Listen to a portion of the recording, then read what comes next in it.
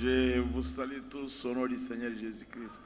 La président binoban sombote na kombo ya nkolo Yesu Kristo. Amen. Que Dieu vous bénisse. Nalobiete nzambe apambola bino. Prenons nos Bibles, lisons dans Apocalypse chapitre 6. Tokamata ba Biblia na biso totanga na emoniseli motoba.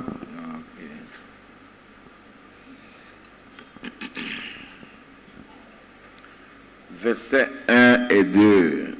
Molongo ya liboso pe ya mibale. J'ai regardé quand l'agneau ouvrit un des 7 sceaux. Nabandaki kotala tango mwana pate afongolaki moko na bilembo yango sambo. Et j'entendis l'un des 4 êtres vivants qui disait comme d'une voix de tonnerre. Pe nayokaki moko na bizali na bomoi mine azalaki koloba na mongongo pe la moko ya kake. Viens. Yaka. J'ai regardé et voici Paris un cheval blanc. Nabandaki kotala petala mbalata pembe emonanaki. Celui qui le montait avait un arc. Momatinango azalaki na litimbo. Une couronne lui fut donnée. Pe motole moko epesamelaki ye. Et il partit en vainqueur et pour vaincre. Akendeki lokola molongi pe pona kolonga. Prions. Tobondela. Dieu notre Père Céleste, Zambe tatala biso na likolo. Bénis ton peuple qui fait tous ces sacrifices pour venir écouter ta parole. Bambola libota na yo bazali komipesa mbeka nyonso yo po ete baya koyoka liloba na yo. Accorde à chacun d'eux le désir de son cœur. Pesa moko na bango posa ya motema na ye. Accorde à chacun d'eux la capacité de comprendre les paroles prophétiques.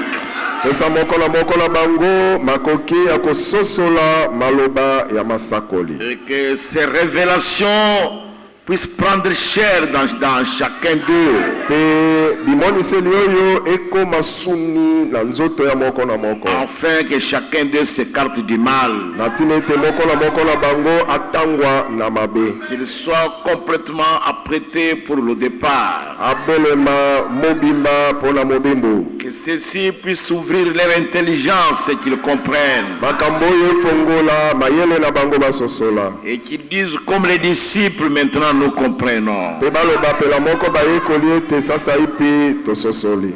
Bénis-nous Seigneur. Pambola biso nkolo. Alors que nous sommes devant toi. Wana tozwami liboso yo. Ôte à nous tout ce qui n'est pas comme toi. Longola kati na biso nyonso oyo eza lokola yo te. Ta gloire à toi Seigneur. Pona nkembo na yo moko nkolo. Et bénis ta parole. Pe pambola liloba na yo. Produise la vie éternelle en nous. Libota bomo inaseko kati na biso. Au nom de Jésus-Christ. Makombo ya Yesu Kristo. Amen.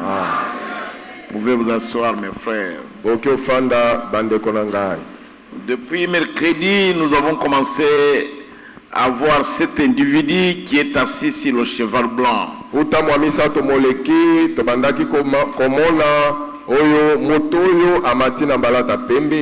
avons vu que c'est un imitateur. Nous avons vu aussi que c'est un individu qui fait semblant. Et un hypocrite, un imposteur, un trompeur, et il vient avec des flatteries. C'est ce que nous avons dit, c'est ce que nous avons vu le mercredi. Mais quand Christ s'est adressé à l'église parlant de cet individu, nous avons vu qu'il dit j'ai hais les œuvres de Nicolaïte déjà au premier âge.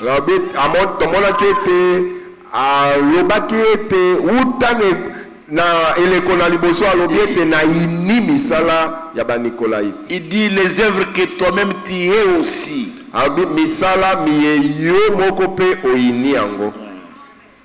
Donc c'est déjà au premier âge.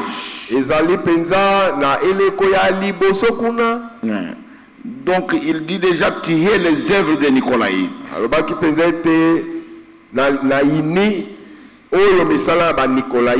Et Jésus parlait déjà de cela au premier âge. na eleko ya liboso. Et il disait à l'église, je connais tes œuvres. Alobi ete nayebi misala na yo. Et ton travail et ta persévérance. Nayebi musala na yo, nayebi mpiko na yo. Et il parlait de cela à l'église. Abandai kosolola po na yango na ecclesia. Et au verset 6, il dit, tu as pourtant ceci. Na verset ya motoba alobi nzokande ozana. Chapitre 2 de l'Apocalypse. Na emoniseli mibale alobi kasi nzokande ozali na likambo oyo. C'est que tu es les œuvres de Nicolaïte. Likambo ozana ngo ezali ete yo ozoyi na misala ya ba Nicolaïte. Œuvre que j'ai aussi. Misala miengai pe na ini yango. Dieu Nzambe ne veut pas qu'un homme domine sur les autres hommes. Dieu a créé l'homme pour que lui-même puisse le conduire.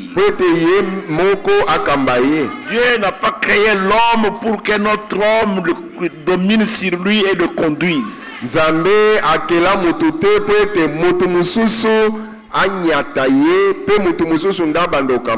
Jamais. Dieu n'a pas voulu ça. Et Dieu conduit son peuple par les hommes remplis du Saint-Esprit.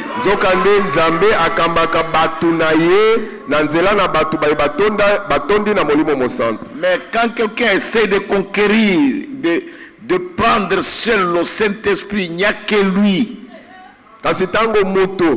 Akomi lokola nde abotoli na makasi molimo mosanto azui yango ekomi kaka yende azanango. Et il n'y a que lui seul peut pardonner tous les péchés. Kaka ye bobele ye moko nda okolimbisa masumu nyonso. Là ça ne va pas. Wana makambo ebebi. Et nous voyons que cette créature là est assise dans l'église dans les derniers jours. Tomonete na mikolo asuka ekela mwana afandi na lingomba.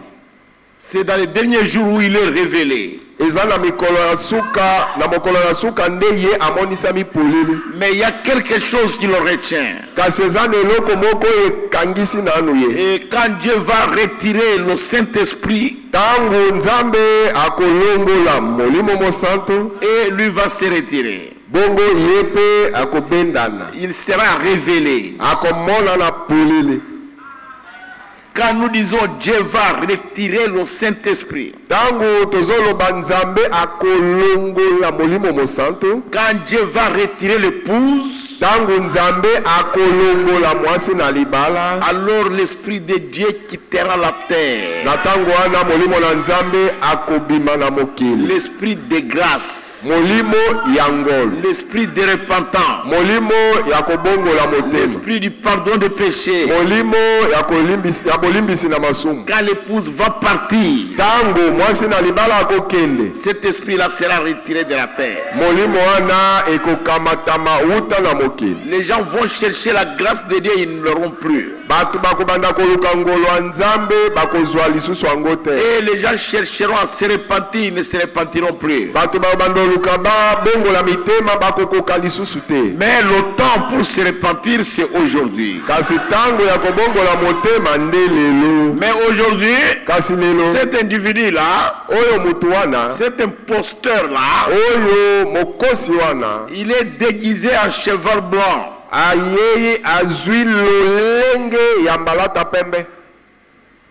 C'était d'abord la parole. Et puis c'est devenu une doctrine. Et après la doctrine s'est incarnée, c'est devenu un homme.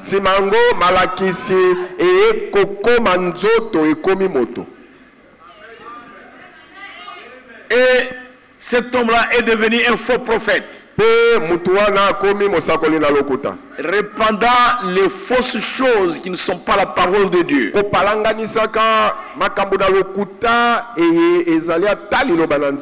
Jusqu'à ce qu'il deviendra la bête avec plusieurs têtes et plusieurs cornes.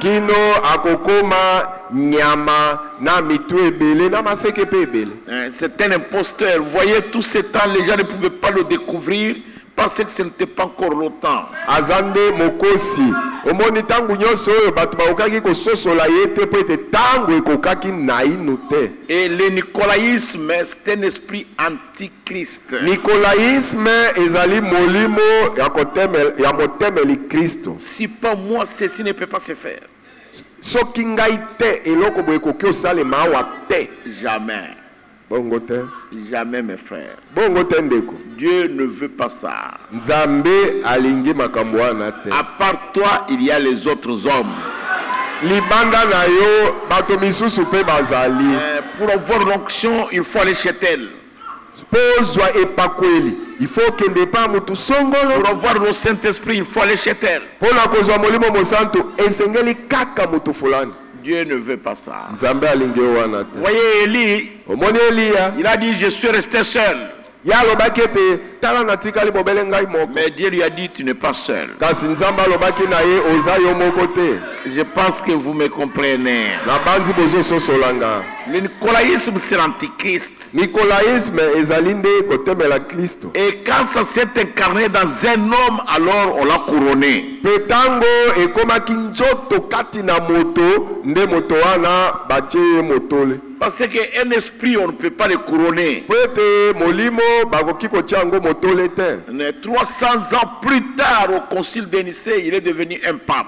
Bongo mbula kama misatu sima na likite ya Nisea molimo wana akomi papa. Alors on l'a couronné. Sikoyo batie ye motole. Auparavant, on ne pouvait pas le couronner. Liboso bakokaki kotia ye motole te. Parce qu'on ne peut pas couronner une doctrine. Po ete lilakisi bapesa yango motole te. Parce que c'est un esprit, on ne peut pas couronner un esprit. Po ete ezande molimo bapesa molimo motole te. Mais quand cet esprit-là s'est incarné dans un homme, kasi tango molimo wana eye kokoma njoto kati na moto. la doctrine nicolaïte, Oyo malakisi ya Nicolaïte. C'est-à-dire dominer sur les laïcs, Ingi koloba kokonza bandimi. c'est-à-dire les conduire de force qu'ils le veuillent ou pas. Ingi koloba kokamba bandimi. Bandimi balinga te na kokamba bango kaka boy. Alors c'est à ce moment-là qu'il a été couronné. Tango wana nde ye azwaki motole na ye Il ne lokola pouvait pas boto. le faire avant. Akokaki kosala yango liboso te. C'est pourquoi il était assis sur un cheval blanc et tout était bien. Ndeti na wana afandaki likolo na mbalata pembe nyonso emonanaki malamu.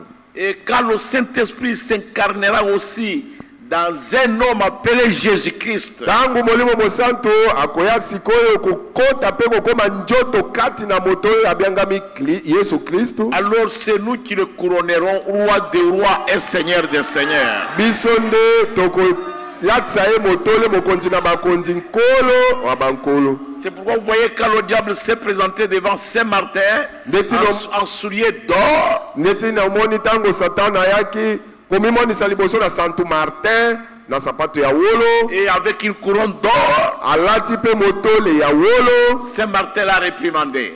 Santo Martin apamelaki ye. Parce qu'il a dit à Saint-Martin, adore-moi, je suis ton Seigneur. Po ya lobaki na Santo Martin te sambelanga ngumbamela ngai na zankolo na yo. Alors Saint-Martin retourné aux Écritures et il a blâmé, il a chassé. Pe Santo Martin azongelaki makomi apameli ye pe abengani ye.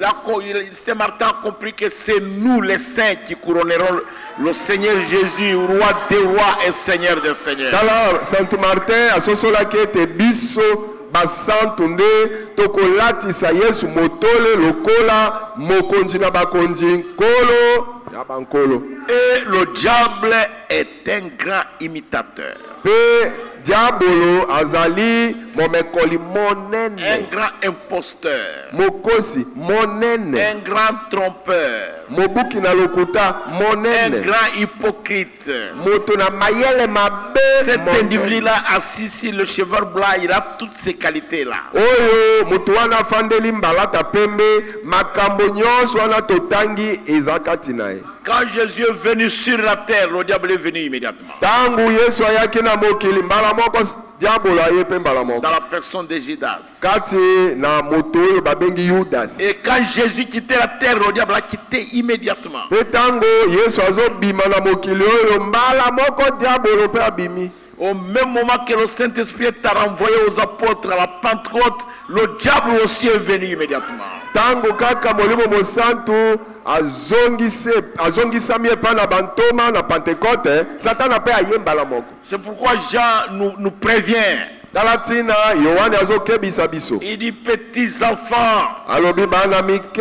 je ne veux pas que vous soyez dans l'ignorance Nalingi te bozala kati na kozanga au koyeba. sujet de l'Antichrist. Likolo na motemeli na Kristo. Car il agit déjà aujourd'hui dans les fils de la rébellion. Poete azosala déjà mosala lelo kati na mwana na kotomboka. Depuis déjà à cette époque, l'Antichrist était déjà là. Uta na tangu wana motemeli na Kristo azalaki Et il asiayi. avait commencé à développer l'esprit nicolaïte depuis ce temps-là. Pe abandaki déjà komonisa molimo Nikolaite ya kokonza uta tangu wana. Et c'est pourquoi on a formé une organisation. Dalatina basalaki ebongiseli. Vous voyez Jean ici dans la seconde épître de Jean, au verset 7, il dit ceci. Na mibale Yohane verset ya sambo. Jusqu'à 8, il dit, Kino mwa. car plusieurs séducteurs sont entrés dans le monde, Poete bajimbisi ebele basi bakoti na mokili. qui ne confessent point que Jésus-Christ est venu en chair. Baye bazo sako bazo tato la terre ete Yesu Kristo ayaki na nzoto. Celui qui est tel, Yende oyo azali fulani. oyo azali ndengo wana, Oyo azali ndengwana. c'est le séducteur et l'antichrist. Oyo azali ndengwana azali nde mojimbisi pe motemeli na Kristo. Maintenant, dans l'épître, toujours dans 1er Jean, dans Jean, le premier épître du chapitre 4, Moko Yohane minei verset 1 à 3, moko kino misato. il dit, bien-aimés, Alobi ete balingami. n'ajoutez pas foi à tout esprit, Botia bondima moli botia kondima na bino te likolo na molimo nyonso. mais éprouvez les esprits pour savoir s'ils sont de Dieu. Kasi bomekaka milimo pona koyeba soki yango euti na Nzambe. Car plusieurs faux prophètes sont venus dans le monde. Po Nzambi basakoli na lokuta ebele basi baye na mokili. Et reconnaissez à ceci l'esprit de Dieu. Na boye bokoyeba molimo na Nzambe. Tout esprit qui confesse Jésus-Christ venu en chair est de Dieu. Molimo nyonso eye ekotatolaka Yesu Kristo oyo ayaki na nzoto molimo wana euti na Nzambe. Et tout esprit qui ne confesse pas Jésus n'est pas de Dieu. Molimo nyonso oyo ekotatolaka Yesu te molimo wana euti pe na Nzambe C'est te. celui de l'antéchrist Eza nde molimo ya motemeli na Kristo. dont vous avez appris la venue et qui maintenant est déjà dans le monde. Oyo boyokaka ete molimo yango akoya pe sasa ipi asia ye aza na mokili. Cet esprit-là est déjà dans le monde. Molimo yango ezali deja kati na mokili. Le prophète dit, ce n'est pas étonnant que j'ai détesté ça dès le début. Il dit, ce n'était pas moi, c'était quelque chose qui était à moi. Mosakola lobi ete eza likambo na kokamwa te ndenga na mona na yokaka yango pi uta na ebandeli eza ngai te eza nde eloko moko ezalaki kati na ngai.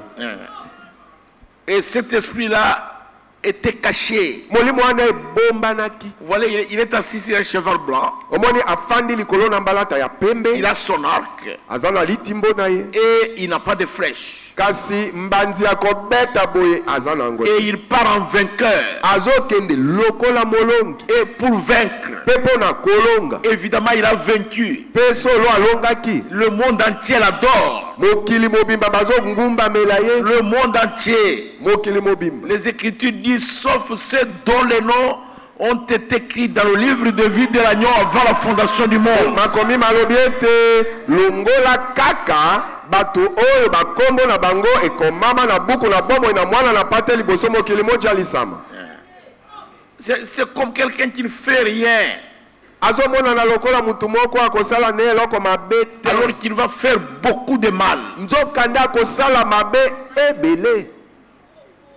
Il va entraîner plusieurs à la perdition. Akokambe ebele bakota na kopengwa libebi kokufa. Et c'est pourquoi cet esprit-là s'est incarné. Talatina molimo wana ekomaki njoto kati na Et il est devenu un homme. Ekomi moto Et moto. on l'a couronné. Pe balatisi ye moto. Et nous comprenons bien que cet homme-là, c'est un pape. Pe tososoli malamu ete moto yango mobali yango nde papa. Je crois que tout le monde comprend que cet homme-là, c'est le pape. Na bandi moto nyonso azososola ete mobali wana moto wana nde papa. Alléluia. Combien ont compris ça? Bato boni basosoli yango. Cet individu-là au cheval blanc. Oyo mobali wana na mamatimba lata pembe. Et il vient avec des flatteries. Azoya na maloba ya bokosi. Mais Daniel, ici dans Daniel 11, je crois. Kasi Danieli, awa na Danieli zomi na moko na banzi. Daniel 11 à partir du verset 21. Voyons un peu Daniel 11. Danieli zomi na moko kobanda na verset 21. Tukumi bale na moko. Ok, c'est Daniel. Eza penza Daniel. Il est écrit ceci dans Daniel 11. Il dit, un homme méprisé prendra sa place. E komami boye na Daniel zomi na moko isololami ete moto moko yo acholami akokamata esika na ye. Sans être revêtu de la dignité royale. Nzokande alatisami ata te na bokonzi oyo lokumu ya mokonzi. Il paraîtra au milieu de la paix. Akomona na katikati na kimia. Et s'emparera du royaume par l'intrigue. Pe akokamata kopotola bokonzi na nzela na kokamola na makasi. Non, par l'intrigue. Na nzela na mayele mabe. C'est comme ça qu'il viendra prendre paisiblement. Bongo akokamata bokonzi kaka na kimia nyonso boye. Par des flatteries. Na ba lokuta. Il va prendre un homme méprisé. Akokamata mutoyo achola. Et c'est exactement ce qu'il a fait. Yango penzanda sali. Et c'est ce que Daniel a dit. Yango pende Daniel aloba que cet antichrist là va faire ça. Ete motemeli na Kristo wana akosala bongo. Il va s'adapter à ce que les gens veulent. Ye oyo batu balingi nde oyo akotikela bango basala. Vous pouvez appartenir à l'église. Okoki kozaloza moili ngomba, mais vous pouvez aller boire. Okoki okende komela na yo likambo ezate. Vous pouvez aller voler. Okoki okende koyiba likambo ezate. Vous pouvez aller chez les féticheurs. Okoki okende pa na banganga likambo. Chez les marabouts. Et pa na ba marabout likambo. Vous pouvez aussi avoir vos fétiches. Okoki ozala pe na ba oya yo mwa bakisi likambo. Et tout le monde ira dans cette église là. Pe mutu nyonso akokende kosambela na lingomba. Et la Bible dit c'est un repère des oiseaux impurs. Biblie lobiete ezande ebombelo ya bandeke ya mbindo. Bandeke nyonso ya busoto. Ndeke nyonso ya busoto ya les adultères, les voleurs, les ivrognes, ceux qui fument du chanvre. Tout le monde va entrer dans cette église. Et quand vous leur prêchez le message, ils vous disent vous avez beaucoup de lois. Mais nous, la loi pour nous, c'est la parole de Christ. Est-ce que le message est une loi? Jamais. Ne faites pas ceci. Ne faites pas cela. Ne faites pas cela. Si vous faites cela, on vous fera ceci. Jamais. Ce n'est pas ça le message. Le message de leur prêche la sanctification. Et Paul dit la sanctification sans laquelle personne ne verra Dieu.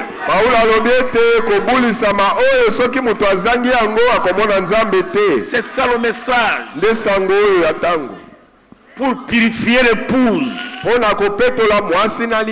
afin qu'elle soit sans tache, ni ride, ni rien de semblable.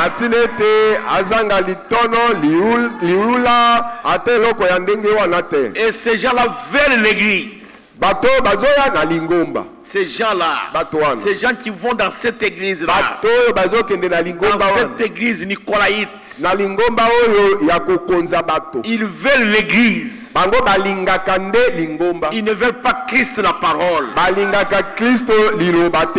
Et on va vous demander à quelle église appartenez-vous. Bakotuna nde yo oza moi lingomba nini. Ils ne veulent pas de Christ. Kristo pona bango balingi ete. Si vous leur parlez de la parole de Dieu, So solo na bango likolo liloba vous leur nzambe. dites de mettre leur vie en ordre devant Dieu. Olobeli bango ete batia bomoi na bango na molongo liboso na nzambe. Si vous leur dites que Dieu est saint, So olobi na bango nzambe aza mosantu. il veut que nous soyons saints. Alingi ete biso pe tozala On basantu. va vous dire que l'homme peut être saint sur la terre. Bakoloba na ye ete mutu nini akoki ozala mosantu na mokili Qui oyo. va avoir de l'autorité sur la chair. Nani akoki ozala na bokonzi na nzoto boye. Nous sommes des hommes de chair, Toza solo bato ya nzoto ya mosuni. mais nous sommes des fils et des filles de Dieu. Kasi toza bana basi pe bana babali na nzambe. Et Jésus a dit, soyez parfaits comme votre Père Céleste est parfait. Pe Yesu alobaki ete bobonga be pela moko tata na bino na likolo abongi be. Et ils veulent appartenir à l'église Balingi bazala bayi lingomba songolo. et vivre comme bon les semble. Kasi nde ata bongo babikaka kaka ndenge balingi. C'est pourquoi la Bible appelle cette église-là la grande prostituée. Tala ntina biblia ezobianga lingomba wana ete oyo ndumba monene. Et les églises protestantes qui sont sorties d'elle vivent exactement comme ça. Pe bamangomba ya protestant oyo babima uta na mama ndumba monene wana bazobika kaka lokola mama ndumba monene. Les groupes de réveil ont commencé d'un bon pas. Bongo ba groupe ya kolamukisa babandaka malamu. Même les groupes charismatiques, Ata ba groupe charismatique ils ont commencé d'un bon pas. babandaka malamu. Mais après, Kasi sima. quelle vie ils mènent maintenant? Bomo nini lelo bazobika. Quel témoignage chrétien ils ont aujourd'hui? Litatoli ya kikristo nini bazana yango lelo. Où est-ce que vous avez déjà vu un groupe? Tout le monde, chacun va dans son église, mais ils se rencontrent seulement pour la prière. C'est quoi? C'est l'écuménisme pur et simple. Yo mona Les wa gens ne comprennent pas. Yo mona wapi ebolo mutu na mutu akenda na lingomba na ye me bakutanaka kaka pona mabondeli eza nini si ezali nde ecumenisme wana bato bazososola te. Quand les évêques africains ont écrit au pape, il dit avec les groupes charismatiques, ça ne va pas qu'on supprime cette histoire-là dans nos églises. Le pape leur a écrit une lettre. Il dit laissez la seule chance qu'a l'église catholique aujourd'hui, c'est le groupe charismatique. Parce que ça prend tout le monde. Les gens vont là-bas pour chercher des visions, des prophéties, sauter en esprit, chanter, mais ils mènent n'importe quelle vie. Et le pape, celui que l'actuel pape a remplacé, avait écrit une lettre aux évêques africains que la seule chance qui reste à l'église catholique, c'est le groupe charismatique. Bongo tango beveke ya Afrika bakomelaki papa ete likambo ya groupe charismatique oyo toboma yango ezala lisusu te papa yanoli bango alobi te akomeli bango ete botika libaku malamu etikaleli na lingomba katolika lelo nde oyo babibolo ya charismatique po ete bango bakobika ndenge balingi bakosala ndenge balingi kasi na suka bayei na lingomba soki tokomeli bango soki toboyi bango bongo eza malamu te botika bango. Alors c'est terrible mes frères. Ezali matata bandeko. Et ils refusent la parole. Bango bazoboya liloba. Écoutez le prophète. Boyoka mosako. Paragraphe 310. La paragraphe 310. Il dit quand la parole est refusée. Alobi boye tangu liloba liboya mito libwakami. Alors ils sont livrés à leur propre désir. Na tangu wana bakabami na posa na bango moko ya nzoto. Suivez le prophète. Bolanda mosako. En refusant, en rejetant la vérité, na koboya katoko bwaka kasolo, ils seraient livrés à leur sens et réprouvés. Bakobwaka mande na lolenge na bango ya koboyama. Ils croiraient un mensonge. Bakondimande lokuta moko. Ils seraient damnés à cause de ça. Bakokende Ils seront damnés, condamnés. Bako kweisa mapona yango. Bako sambisa mapona yango. Oh, voilà ce que le Saint-Esprit a dit. Tala oyo molimo mosanto alobaki. C'est terrible, mes frères. Quand vous refusez la vérité, soki kaka yo oboyi solo. J'ai entendu des choses terribles. Na yokaki makambo ya somo. On entre dans une réunion ministérielle. Bato bakoti kati na likita ya basali na nzambe. J'étais là dedans. Likita ngo ngai pe nazalaki na kati. On commence à parler de la seconde venue physique. Babandi ko sola likolo na boye ya mbala na mibale na nzoto. Et il y en a qui croient que Jésus est déjà venu. Ezala basusu bandimi ete Yesu asiaya. Alors nous avons dit montrez-le-nous dans le message. Tolobi bola kisabiso yango kati na sango malamu na tango. Et un serviteur de Dieu nous dit Jésus est déjà venu. Et voici la conclusion. Si je vous dis que Jésus est déjà venu, c'est Branham. Bon, on nous a dit ça ici. Yesu asiaye. Bon, botala maloba na ngai ya suka pona olie tokende mosika. So ina lobi na bino Yesu asiaye ezali nde Branham. Balobiaki na biso ango musika te awo. Dans une réunion ministérielle. Na likita ya basali na nzambe.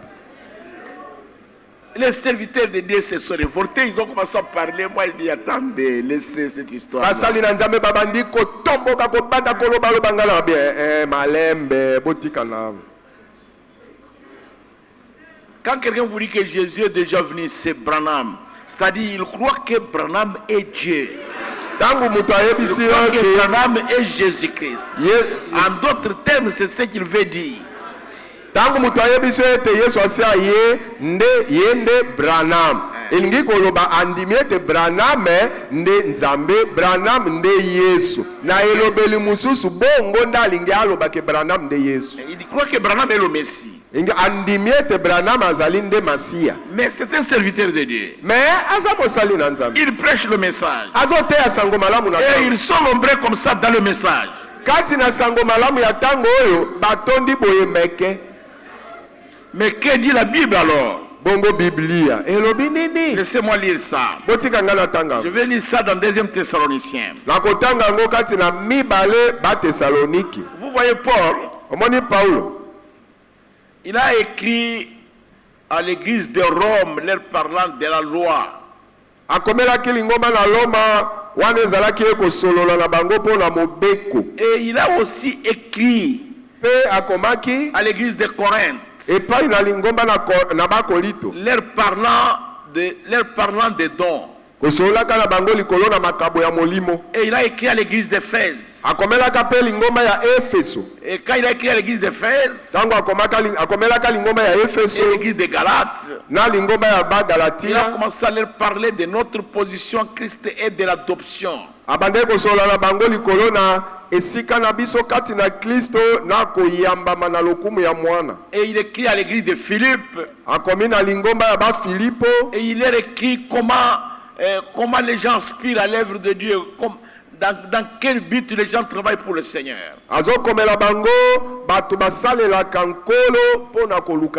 Et il montre aux Philippiens comment Jésus-Christ s'était dépouillé pour ne pas être égal à Dieu.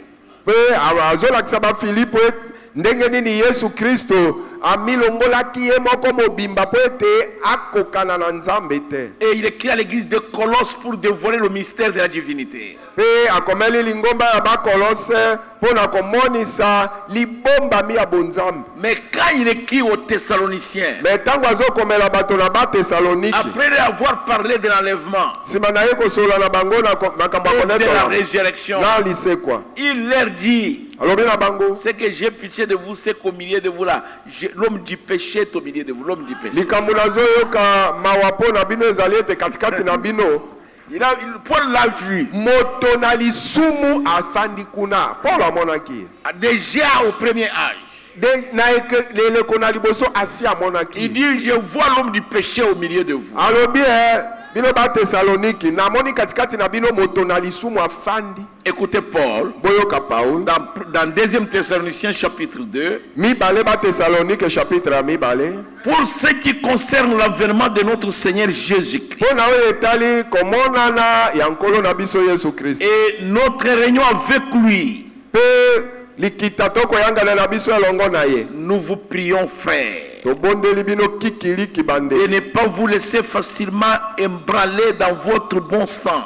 Ete bomitika te bakoka kobulunga to koningisa bino kati na lolenge malamu na Et de bino. ne pas vous laisser troubler, Bomitika te babulunga bulunga to kokakatanisa soit bino. par quelque inspiration, To na mwa kopemela manini. soit par quelques paroles ou par quelques lettres qu'on dirait venir de nous. To babulunga bino te kati atana kopemela moko nini. To na mikanda nini oyo bakoloba ete biso nde totindeli bino. Comme si le jour du Seigneur était déjà là. Lokola nde kolobaka ete mokolo na nkolo esi eye te. Ça c'est Paul. Wana Paulo Depuis le premier âge, ça avait commencé. uta na eleko ya liboso makambo wana ebandaka. Si vous voyez les gens prêcher aujourd'hui, Jésus est déjà venu, ça n'a pas commencé aujourd'hui. So moni bato koteya lelo ete Yesu asia ye makambo ya koteya bongo ebandaki lelo te. Verset 3. Verset ya misato. Que personne ne vous séduise d'aucune manière. Tika ete mutu moko te ajimbisa bino ata na lolenge moko. Car il faut que l'apostasie soit arrivée auparavant. Po ete esengeli ete libebi likoma liboso. Qu'on ait vu paraître l'homme du péché, le fils de la perdition. Tomona moto na lisumu amona na ye mwana na kobeba na libebi. L'adversaire qui s'élève au-dessus de tout ce qu'on appelle Dieu ou de ce qu'on adore. Oyo motemeli oyo atelemaka likolo na o nyonso babengi nzambe to likolo na o nyonso bato basambelaka. Jusqu'à s'asseoir dans le temple de Dieu, se proclamant lui-même Dieu. Kino akomi kofanda tina tempelo na nzambe ye moko amitatoli ete ye nde nzambe. Mais ça ne va pas. Ekokate. Ne vous souvenez-vous pas que je vous disais ces choses lorsque j'étais encore chez vous? Bokanisi te ete tangu nazalaki nanu epa na bino na bande kolobela bino makambo oyo. Et maintenant vous savez ce qui le retient, afin qu'il ne paraisse qu'en son temps. Sikoyo si boyebi eloko oyo ekangisi nanu ye po ete amona na kaka na tango na ye. Pour qu'il se révèle vraiment être la bête. Po ete amimonisa penja ete ye nde nyama na yawu. C'était d'abord la parole. Ezalaki nanu lilo. Et la parole est devenue une doctrine. Liloba ekomi lilakisi. Et c'était un esprit. Ezalaki nanu molimo. Et puis cette doctrine est devenue un homme. Pe malakisi wana ekomi moto. Et on a couronné cet homme-là. Moto wana balatisi ye motole. Et après l'avoir couronné, il devient un faux prophète. Sima kolatisi ye motole akomi mosakoli ya lokuta. Et il a commencé à répandre de faux enseignements. Pe abandi kopalanganisa malakisi ya lokuta. Et les gens ont crié à ça. Pe bato bandimi malakisi na. Mais il va se révéler. Mais akomi monisa polele. Il sera la bête. Akozala nyama na yaudi. Et il va faire rage. Pe akoboma solo. Et maintenant, je suis au verset 6. Et maintenant, vous savez ce qui le retient. Sikoyo, verset à motoba. Boyebi eloko eza nanu kopekisa. En fait, qu'il ne paraisse qu'en son temps. Po ete amona na kaka na tango na ye. Qu'est-ce qui le retient, frère? Eloko nini eza nanu kokangisa ye ndeko. C'est la présence de l'épouse. Ezali po ete mwasi na libala aza nanu awa na se. Comme nous sommes là, lokola biso toza nanu awa na se. Il est en train de se cacher. Ye nyama na yauli akomi bomba na. Parce que notre présence, c'est le Saint-Esprit. Po ete kozala na biso awa na se eza nde molimo mosantu ye. C'est ce qui le retient. Nde yango eza nanu kokangisa. Quand Dieu va retirer le Saint-Esprit. Tangu nzambe akolongola quand il va retirer l'épouse de la terre. Tangu nzambe akolongola mwasi na libala na mokili oyo. C'est fini, mes frères. Esi. Il sera la bête. Wana ye akomona neta aza solo nyama na yauli. Verset 7. Samba. Car le mystère de l'iniquité agit déjà.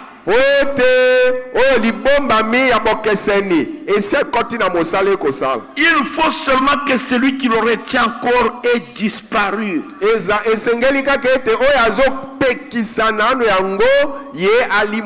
Il est déjà là. Il est en train d'agir. C'est pourquoi vous voyez le pape actuel, il est allé jusqu'à Jérusalem, jusqu'à Kiba, dans un pays communiste. Bon, papa ya sika kendeki tina Jérusalem tina Kiba na pays communiste. Il est allé au Mexique. Akendeki na Mexique. Il est allé au Nicaragua. Akendeki na Nicaragua. Mais c'est terrible, mes frères. Ezama tata bande. Ce sont des flatteries. Ezali kaka bokoshi. Si vous aviez regardé son film quand il est allé à Jérusalem, mais il fallait voir des foules. Il a commencé. Le travail est déjà là. Mais ce qui le retient, c'est la présence de l'époux. Alléluia. Et alors, je prends le verset 7. Car le mystère de l'iniquité agit déjà. Il faut seulement que celui qui le retient encore ait disparu. Et alors paraîtra l'impie. Que le Seigneur Jésus détruira par le souffle de sa bouche.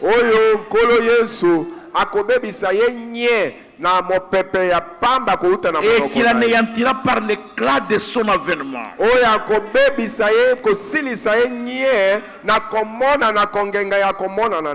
L'apparition de cet impie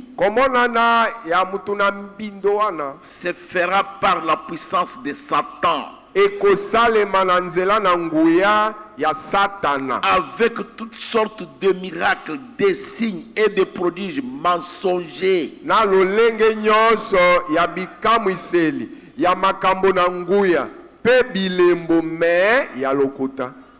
Mais c'est terrible, mes frères.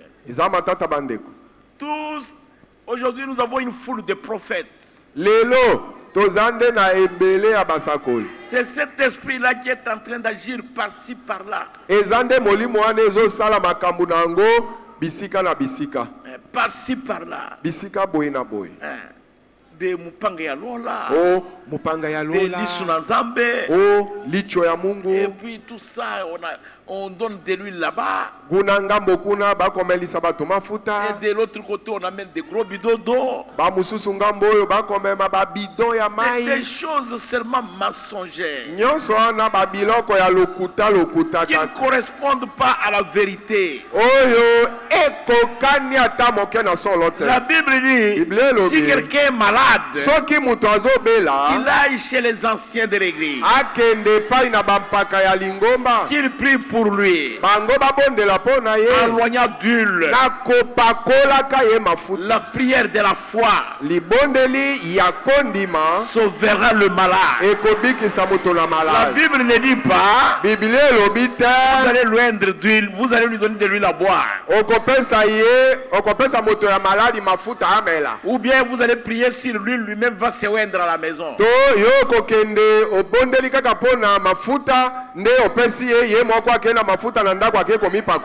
Même vous, ma soeur, vous êtes malade. Le ventre vous fait mal. Vous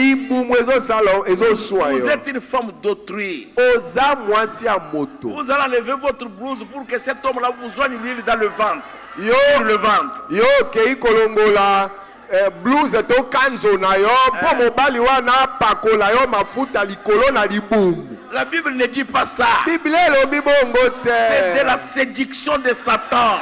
Oyo wana ko pakola kabasi mafuta na mabumu ezali ko jimbisa ya Satan. Là ça ne va pas, mes sœurs. Bande ko basi bongo ekokate. Mais c'est terrible. Et or, les gens aiment toutes ces choses-là. Maintenant, écoutez le verset 10. Je prends le verset 9, je descends. L'apparition de cet impie se fera par la puissance de Satan. komonana ya mutu na mbindo wana ekosalema na nzela na nguya ya Satan. Avec toutes sortes de miracles, Na lolenge nyonso ya makambo ya nguya des signes na bilemu. et des prodiges mensongers. Na makambo ya kokamwisa me ya lokuta. Et avec toutes les séductions de l'iniquité pour ceux qui périssent. Pe na lolenge nyonso ya kojimbisama Non. ya Oui, avec toutes sortes de séductions, oui. na lolenge nyonso ya kojimbisama ya bokosi pona bato oyo bazobunga. Parce ceux qui n'ont pas reçu l'amour de la vérité Oui, pour mais- être sauvés. Po ete bayambaki te bolingo ya solo pona kobikisa. Aussi, Dieu leur envoie une puissance d'égarement.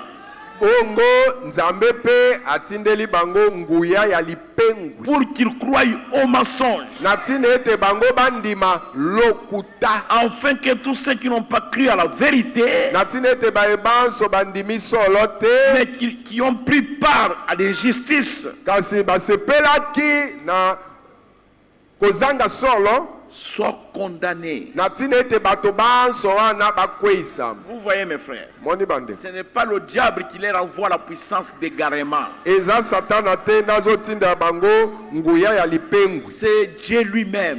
Eza nde nzambe ye moko. Quand vous n'avez pas l'amour de la vérité, Soki oza na bolingo ya solo te. Dieu va vous envoyer une puissance d'égarement. Nzambe akotindela yo nguya ya lipengwi. Vous voyez du côté de Kindu Omoni na ngambo ya Kindu et du côté de Kabinda là-bas, na ngambo ya bakabinda kuna. il y a beaucoup de prophètes. Basakoli batondi meke. Ils viennent là-bas de l'Est. Bauti kuna ngambo ya ebimelo na tango. Les sorciers, Bandoki. les féticheurs, Banganga kisi. ils prennent des fétiches. Bazokamata bakisi. Ils viennent avec ça. Baye nango. Ils viennent enterrer ça sous votre porte. Baye bakundi yango na ekuke na yo. Et après, ils ont une église. Sima baza na lingomba mo. Dès que vous arrivez là-bas, Soki kaka yo nyati ekuke wana. on vous donne une prophétie. Bakopesa yo esakweli. On vous dit devant votre maison, Bakoloba na yo liboso na ndaku na yo. nous voyons, on est en train d'enterrer les fétiches là-bas. Tozo mona bazokunda bakisi liboso ekuke ya ndaku na yo. C'est tel fétiche. Ezali kisi boy. Si vous doutez, allons là-bas. Soko chetembe tokende kaka liboso ekuke na Et yo. quand vous allez avec eux, Tangu yo ke na bango ils vont déterrer ça. batimoli yango. Et vous allez croire que c'est la vérité. Nde yo okondima ete prophétie ezaki ya solo Ces choses-là ne donnent pas la vie. makambo wana yango epesaka bomoi te. Oh, je suis allé là-bas. O omoni nakendeki kuna frère. On connaît même le nom de mon père. Ata kombo ya tata na nga bayebi. Mais le diable est un imitateur. E satana si azalaka momekoni. Du côté de Kindu là-bas, moi je vous dis ça. Ngai ngambu na Kindu si ngai namoni yango. Et du côté de Kabinda, Na là-bas, bangambo ya bakabinda kuna. dans la chair, je viens de ce côté-là. Na mbotama na nzoto boye. Si ngai naza nde mwana ya kouta kuna. Alors maintenant, ils s'informent chez les gens qui vous connaissent, chez vos amis. Ils ont votre détail. Vous verrez seulement quelqu'un passer par votre porte. Je ne te connais pas, je ne sais pas là où tu pries, mais moi j'ai pris telle part. C'est Dieu qui m'a envoyé, j'ai un message pour toi. J'ai vu ta figure dans la vision, mais comme je te vois maintenant, je sais que c'est toi. Basi bakei epa na baninga na yo bato bayebi yo batuni ba makambo na yo bayebi makambo nyonso. Sima omoni kaka moto abimeli koko hodi na yebi yo te me na bandaki oleka kaka awa boye. Kuna tango nalalaki namonaki moto moko elongi yo kaka boye ndengoza. Tel que tu es là, c'est comme ça que je t'ai vu. Kaka ndenge kaka pendenge olzawa na nyonso na bilambo lati bongo nde namonaki. Voici ce que Dieu m'a dit. Bon, siko tala eloko nzamba alobaki na. Et les gens courent derrière des choses comme ça. Biloko ya bongo bato bakolanda yango ebele. Ils ne veulent pas la vérité. Balingi solo te. Jésus a dit, Yesu vous alobaki connaîtrez la vérité. bokoyeba La solo vérité vous affranchira. pe solo ekosikola bino. C'est la vérité qui nous a fait sortir des dénominations.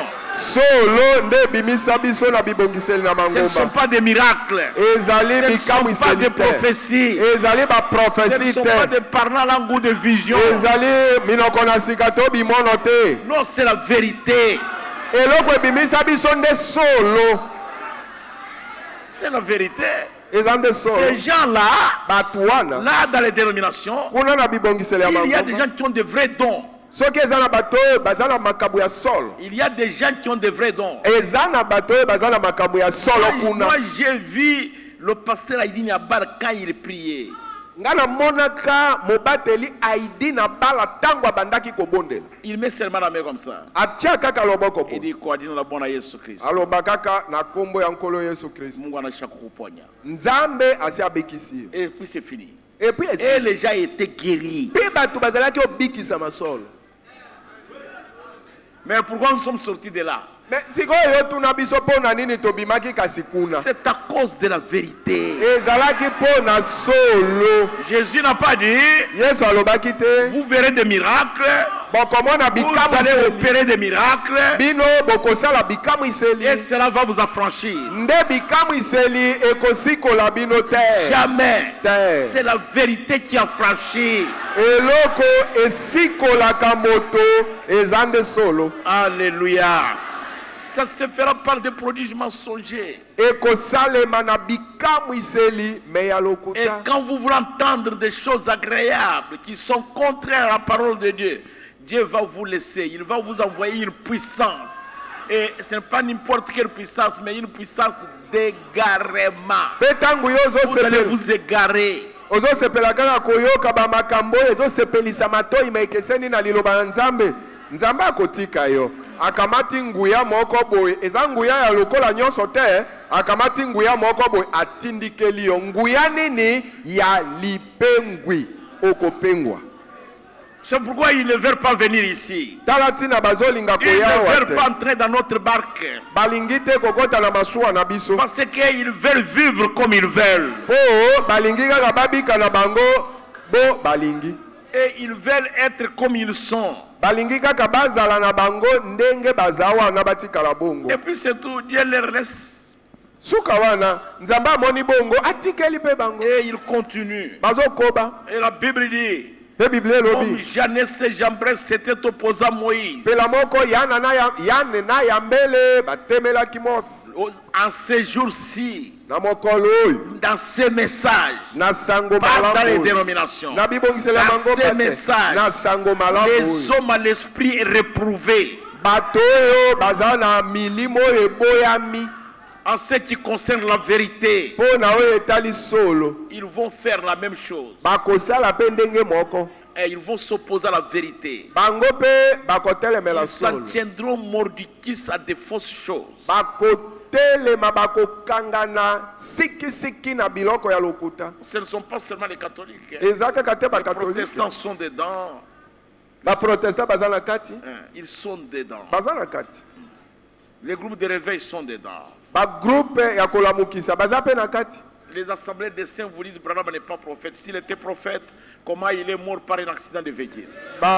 Assemblée de saints bakoyebisa yo Branham aza mosakoli te azalaka mosakoli. Ndenge nini akufaki na likama ya motuka. J'ai posé à un autre pasteur d'assemblée des saints. Branham quand même est mort d'un accident de véhicule. Mais Jean-Baptiste, la fille d'une prostituée, a dansé. On lui a coupé la tête. Il n'était pas prophète?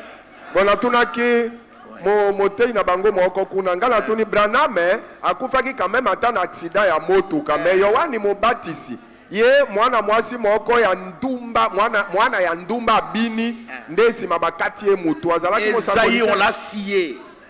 nalobi na ye Isaya bakati ye na si. Et Pierre, on l'a pendu la tête en bas, les jambes en haut. Petelo babaki ye na ekulusu babaki ye na njete mutu na se makolo Et likolo. Paul, on l'a décapité. Paul bakati ye mutu. Et il ne savait plus quoi dire.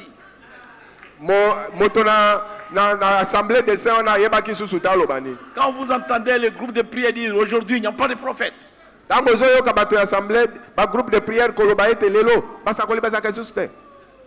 quand vous lui demandez comment ça, Soko tuni boni kasi. il dit la Bible dit Baloba na yo Biblie lobi tous les prophètes ont prêché jusqu'à Jean-Baptiste. basa nyonso bateyaka kino Yohani Mobatizi. Mon frère, Ndeko na ma nga sœur, mobali, ndeko na nga c'est mwasi. vrai. Eza sol. Tous les prophètes qui ont prêché, qui ont prophétisé sur la première venue du Seigneur Jésus-Christ ont prophétisé jusqu'à Jean. Quand Jésus est venu, cette prophétie-là s'est arrêtée. C'est-à-dire, ça s'était déjà accompli. Dieu n'avait plus besoin de prophétiser là-dessus. basakoli banso oyo basakolaki kin pona boye ya nkolo Yesu Kristu solo basukaki na Yohani Mobatizi Sa première venue. na boye na ye ya liboso tangu Yesu asia yaki na boye na ye ya liboso oyo masakoli wana esuki ezaki susu na posa te basakola likolo nango po esi ekokisamaki. Et ils ne comprennent pas l'écriture. Bazo sosola makomite Parce qu'ils sont en dehors de la justice de Dieu. po ete bazali banda na solo Et ya l'esprit Nzambe. antichrist est en train de les conduire. Molimo moko ya motemeli na Kristo ezokamba nde bango Ils sont contre la parole. batelemeli liloba. Mais quand vous les regardez, Mais soko tali bango aujourd'hui, lelo tous les groupes de réveil baptisent au nom de Jésus-Christ. ba groupe ya kolamukisa nyonso babandi obatisa na kombo Et na les Yesu assemblées Kristo pentecôtistes. na ba assemblée pentecôtiste. Mais, Kasi suivez-les bien, landa bango bien ça va séduire même les élus. ekojimbisa ata Si baponami cela était possible. soki nde ekokaka. C'est terrible, mes frères. Ezali matata Vous bande devez faire attention. esengeli okeba Parce que l'antichrist a commencé déjà sa course dans le premier âge. po ete motemeli na Kristo uta na eleko na liboso asi abandaki mobembo na ye Et il a continué comme ça jusqu'à l'éternité. akobaki bongo kino seko na seko. Vous voyez, Omoni il a commencé comme ça du temps des apôtres. abandaki bongo na tango ya bantoma Et il s'appelait le nicolaïsme. pe abengamaki Et dans l'âge Nikolaïs suivant, il est devenu une doctrine. na oyo eteni ya elandi akomaki lilakisi Et puis après, il est devenu un homme. nsima yango akomaki moto Et on l'a incarné. pe Et on l'a couronné. akomaki nzoto batiaki ye motole. Et vous voyez, ces gens-là sont des gens élégants. omoni bato wana baza bato oyo bayebi malamu Ils sont des kosolola. gens célèbres, les gens vraiment bien habillés, très instruits et raffinés. baza bato oyo otali ye olobi si moto azalaka nde boye bayekolisami malamu bayebi mpe makambo mingi mpe asolola kitoko mingi Ils ont beaucoup de diplômes, baza na mapolome mingi mais ils ne veulent pas du Saint-Esprit. me molimo mosantu balingaka ye te Ils ne veulent pas du Saint-Esprit. balingi te likambo ya Et molimo ils ont mosantu adopté des doctrines païennes dans l'église du Dieu vivant. mpe na lingomba ya nzambe na bomoi bandimi malakisi ya bapagano Ils ont adopté les histoires de la Rome païenne des superstitions. bongo bakotisi makambo ya loma ya bapagano makambo ya babondoki Et donc, vous voyez, ils ont pris Astarté. Ils ont dit Astarté est la reine du ciel. Et ils l'ont comparé à Marie. bakamati nzambe na bango Astarte balobi yende mwasi mokonzi na lola bakokanisi ye na Maria Et ils ont appelé Marie la mère de Dieu. babengi Maria mama ya Et nzambe ils ont pris des morts comme intercesseurs. bakamati bakufi lokola balobeli Et ils ont pris les hosties. Ils ont dit c'est le corps littéral de Jésus-Christ. bakamati mwa mokate osti na bango wana balobi oyo penza nde njoto penja ya nkolo C'est pourquoi Yesu vous voyez quand un catholique passe par l'église, il sait que le corps de Christ est là, il fait le signe de la croix. tala tina omonaka katolike soki aleki pene ya lingomba ayebi ete na kati ya lingomba kuna osti ezali wana asali elembo ya ekulusu na elongi Mes frères, bandeko na c'est ngai la raison pour laquelle nous sommes sortis de là. yango nde ntina wana biso tobima kuna Et le cri du septième ange, koganga ya mwanje ya sambo le septième messager, motindami ya sambo et sortez du milieu d'elle, mon peuple. ezali ete bobima kati na bango bino bato na ngai Sortez du milieu d'elle. bobima kati na ye Elle qui? ye nani La grande Babylone. babele babilone monene Babylone signifie la confusion. babilone ntina na yango eza nde ete kobulungana Et sortez du milieu de cette confusion-là. bino bobima kati na kobulungana wana Recevez la vérité. bozwande solo boyamba solo. boyamba solo Quand vous recevrez la vérité, tangu boyambi solo vous connaîtrez la vérité, bino bokoyeba solo alors la vérité vous affranchira. abongo solo ekosikola bino. Vous savez que Dieu ne peut forcer personne. boyebi ete nzambe akabola mutu na makasi te. Dieu ne peut pas vous forcer nzambe akoki okabola na makasi te à vivre la parole de Dieu. ete yobika liloba na nzambe Il ne vous forcera jamais. akokabola na makasi te. Écoutez les prophètes. boyoka sikoyo mosako. Au paragraphe 318. Paragraphe 318. Je voudrais que vous écoutiez ça bien. nalingi boyoka yango bien. Dieu ne peut pas vous forcer nzambe akabola na makasi te jamais. te. Le prophète dit, mais je vais vous dire quelque chose. mosako nalobi kasi nalingi nalobela bino eloko moko. Si votre nom a été mis dans le livre de vie de l'agneau avant la fondation du monde, soki kombo na yo etiamaki na buku na bomoi na mwana na mpate liboso mokili mojalisama, vous serez si content de le faire. Vous mourrez d'impatience de le faire. okosepela mpenza kosala yango, okozala mpenza na posa motema dukuduku kaka osala yango. Si votre nom soki nde kombo na a yo été écrit dans le livre de vie de l'agneau avant la fondation du monde, ekomamaki na buku na bomoi na mwana na mpate liboso mokili mojalisama, vous serez impatient de vivre la parole de Dieu. okozala na motema dukuduku kaka obika liloba na Vous nzambe. serez impatient motema na yo ekozala dukuduku d'accomplir la parole de Dieu. ya kokokisa liloba na On ne nzambe. va pas vous forcer.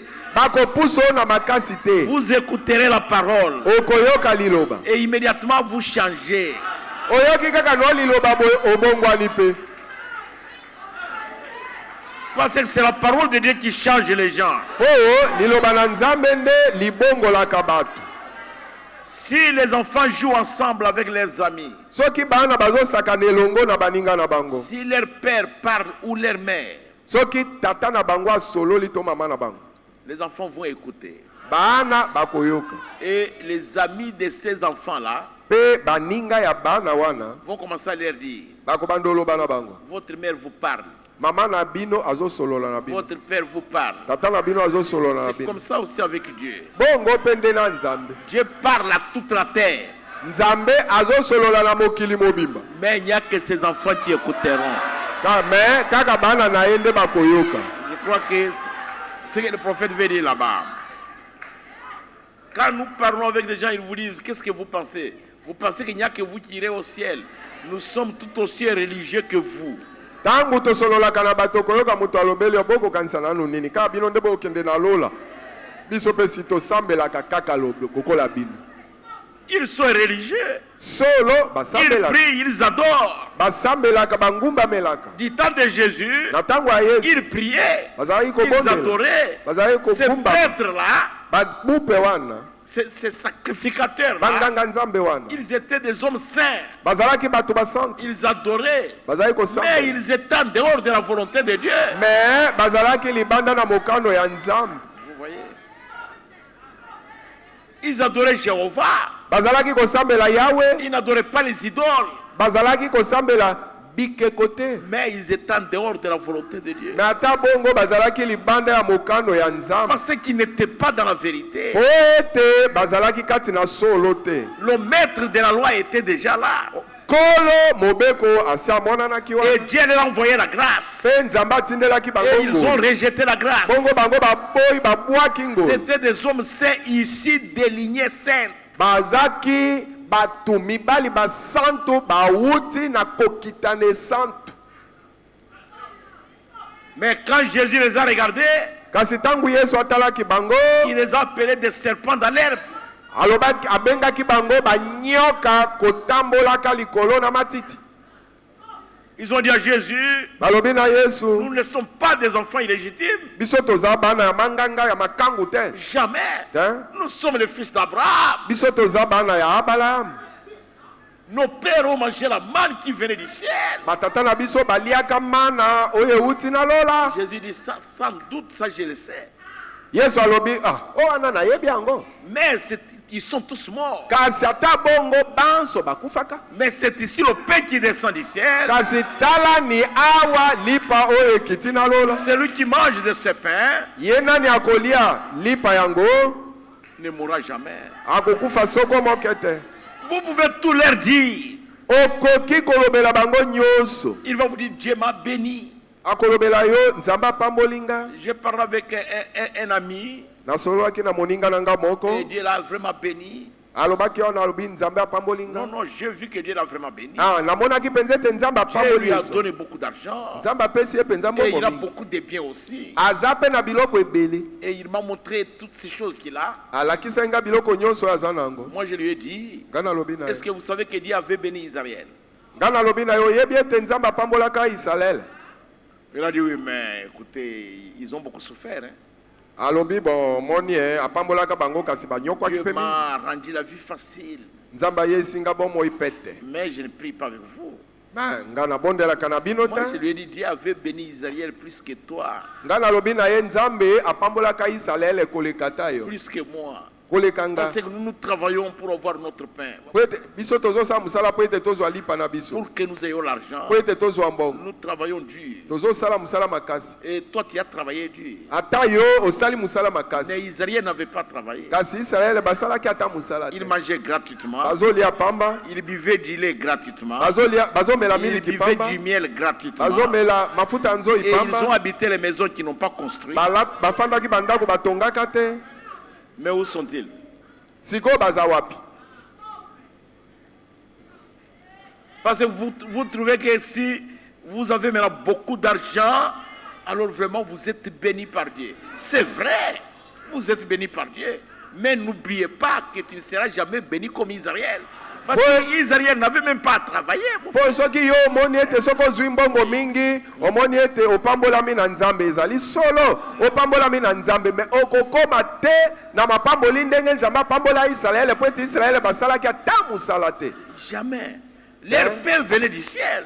Lipa na bango ezalaki kokita na lola. Josué et Caleb sont entrés dans la Palestine. Ils ont dit à Moïse, c'est la vérité. Dans ce pays-là, le lait, le miel coule. Il y a des raisins là-bas. Ils ont mangé la nourriture qu'ils n'ont pas cultivée. Bongo Yosua na Caleb bakotaki na Palestine bazongi balobi bayebisi Mose ete ezali solo mboka wana miliki na oyo mafuta na nzoi ezande kotanga boye koleka mais ata oyo baraisin oyo bambuma na miwiti ezali kuna ebele mais balonaka yango te baliaki biloko baloni te bakati bilanga na yango te. Et cette église nicolaïte là Bongo lingomba ya Nicolaïte wana est ivre du sang des saints. elangwe makila ya basantu. C'est terrible mes frères. Ezali matata Ils ont bandi. tué Jeanne d'Arc. Babomaki Jeanne d'Arc. Après ils ont découvert que c'était une sainte. Sima baye kososola ete Jeanne d'Arc azalaki mwasi mosantu. Et ils ont déterré les os des prêtres qui l'avaient condamné. Et ils les ont brûlés, ils ont répandu la cendre sur l'eau. Bongo bakei kobimisa na bakunda mikuwa ya bamumpe oyo bakweisaki Jeanne d'Arc koloba ete vraiment azalaki mosantu te babimisi mikuwa na bango batumbi yango putulu nyonso bapalanganisi yango likolo na mai monene. C'est terrible. Ezali matata. Cette église-là, Lingomba wana elle est ivre elangwe du sang des saints. elangwe makila Sang ya des basantu. martyrs. Makila bao Du baboma sang maki des pamba. témoins de la parole, des témoins de Jéhovah, Bal- des témoins de Jésus-Christ. balangwe makila ya batatoli ya liloba batatoli ya Yawe batatoli ya Yesu Kristo. C'est une église vraiment ivre. Ezali lingomba oyo elangwe. Le livre de martyrologie montre qu'ils ont tué 68 millions de protestants. Bongo buku oyo ekomi bato oyo babomamaka mpo na Nzambe emonisi ete babomaki makiasi tuku motoba na mwambe ya baprotestant. C'est tout un pays. Si pays mobimba yango wana oyo bango babomaki Ils ont tué tout un pays. ingi koloba babomaki nde pays mobimba. C'est une église grave.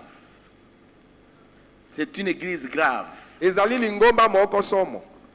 C'est pourquoi la Bible dit, Tala tina Bible elobi il est assis sur un cheval blanc afandeli mbalata pembe pour tromper.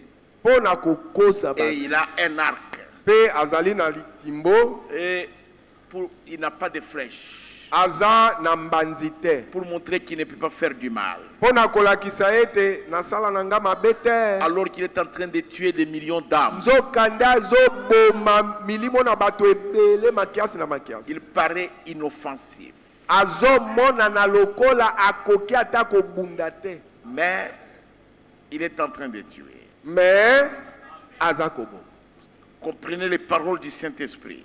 sosola malamu maloba ya molimo mosantu. Il est parti pour vaincre. akende akei mpo na kolonga. Et en vainqueur. akei lokola molongi mpo na kolonga. Quand j'étais jeune, j'ai vu les prêtres catholiques récolter les œufs dans mon village. na ntango nazalaki elenge namona bamumpe ya katolike kolokota bamaki. En train de récolter ça chez les gens. bazozwazwa bamaki epa na bato na mboka. On dit donner les œufs au prêtre, il est pauvre, donnez-lui ceci. Et il récoltait l'argent. bongo bazalaki koloba pesa mumpe maki azali mobola bazozwa mbongo ebele. Mais dans le couvent, kasi na couvent kuna il y a des orangers, des mandarines, des papayers, des avocatiers. Ça tombe, ça pourrit, aucun enfant ne peut prendre, pas même une orange. na couvent C'est kuna terrible, mes frères. banzete ya malala ya Tout elengi ça, ya j'ai ngai vu ça. nzete ya paipai ezopola ekwei omeka ta mwana moko kobuka yango te. Et ils ne vous donnent pas. ata oyeboye bapesa yo manga te. C'est une église grave. ezali ngomba ya somo. C'est pourquoi nous sommes sortis de là. tala ntina tobima kuna. Est-ce que vous vous sentez heureux? bozomiyoka esengo. Croyez-vous que Dieu vous aime? bondimi ete nzambe alingi bino. C'est par grâce, eza nde na nzela par yango l'amour de Dieu, bolingo ya par nzambe la miséricorde de Dieu, na mawa ya que nzambe nous connaissons ce message. nde toyebi sango ya ntango Et que oyo. nous avons crié à ce message. nde tondimi sango na ntango oyo. Nous croyons que nous sommes dans la volonté de Dieu. tondimi ete tozwami kati na mokano ya nzambe. Que Dieu vous bénisse. nzambe apambola bino. Que Dieu vous bénisse. nzambe apambola bino. Mettez-vous debout, nous allons prier. botelema tobondela. Par le nom de Jésus, par le nom de Jésus, Dieu donne la victoire. Par le nom de Jésus, par le nom de Jésus, Dieu donne la victoire. Oh, par le nom de Jésus, par le nom de Jésus, Dieu donne la victoire. Par le nom de Jésus, par le nom de Jésus, oh, Dieu donne la victoire. Vous l'avez compris pour vous. soki olingi babondela mpo na yo. Levez simplement la main. yo tombola kaka mosapi na yo. Tata na biso ozali na likolo, kombo na yo ekumisama, kombo na yo ekumisama mpo na bolingo mpe boboto na yo likolo na biso. Biso bikela mopamba, bato oyo toyebanaki te, bato oyo tozalaki na motuya te, kasi na nzela na bolingo na yo osali biso bato na motuya. bolingo na yo emonani likolo na biso tolobi kombo na yo ekumisama makambo minene oyo ebombamaki epai na bato mpe minene bazalaki na posa ya koyeba yango bazalaki na posa bateya yango kasi yo opesaki bango makoki te obongisaki bango ete bolala na kimia makambo maye mabongi na bino te ezali mpona babulami na ntango na suka ntango bango bakoyeba solo mpe solo ekokangola bango bosantu na nzambe ekofuluka kati na bango nde bino bokobonga kwa mesi mokonzi opambola liloba toyoki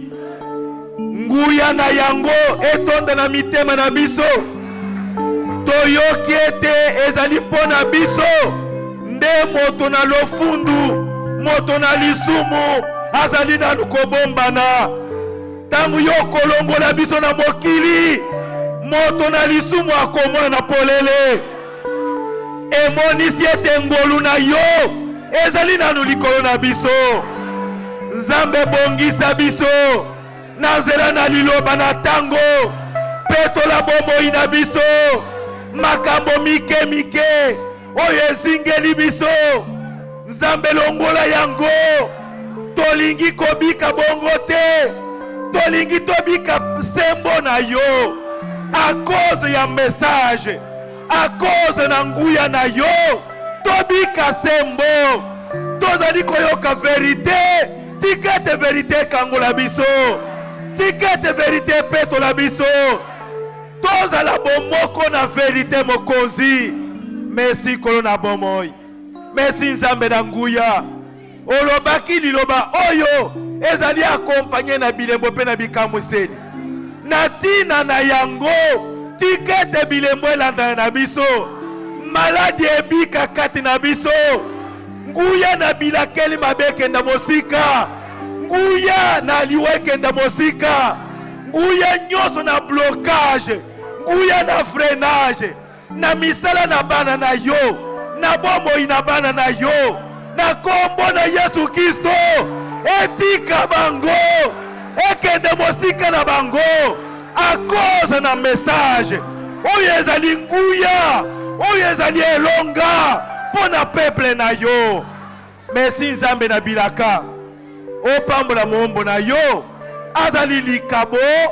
oyo yo pesi biso osepelaki kosalela ye ete biso bato mike mike boye tolongisama pambola ye batela ye tondise na nguya tondise ye na makasi na nzoto ntango mosala ezali koya makasi etumba mpe ezali koya makasi longisa Christophe bundela ye zipa ye na makila na kombo na Yesu Kristo longisa ye longisa libota na ye longisa mwasi longisa bana longisa mpe etonga na ye na baeglize sere na ye longisa yango opambola likita na badiakre na mokambi na bango opambola likita na babateli misolo na mokambi na bango opambola bawisie opambola bambeki opambola bateknicien Seigneur Jésus ozanga te kopambola baefésien 4